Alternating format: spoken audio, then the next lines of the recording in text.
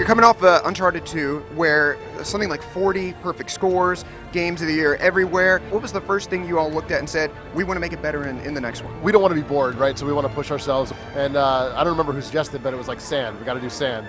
And so we knew we were biting off a lot when we decided to do the desert. But I think we realized, like, okay, we can push our tech in an interesting new way that we've never really done before. And then on top of that, just looking at, okay, where do we feel like the last game sort of where could have been improved? The animation system, streaming animations now, we can actually get Drake to react to what's around him in new and interesting ways. It really makes the player feel like, oh, I'm there, I'm feeling the emotion that Drake's feeling, and it makes him feel much more like a grounded character in the world. We always try to make the environment seem like a character in themselves, and now because we're globetrotting more, the idea is the specific locations take on sort of that persona, the sort of adversarial nature of this genre. I mean, it could be your literal adversaries, but also it could just be, you know, man against nature, man against the crumbling chateau. Yeah, so we always try to make sure he's got obstacles to confront. No, it's really cool, and we're really proud of what we showed off. I think the trailer was something different and not the sort of same stuff we've done before, which is really awesome. And I think the gameplay footage we showed today, you know, sort of really showed our chops at a bunch of stuff we've never showed before, like the climbing on physics object stuff, right, and like fire, and like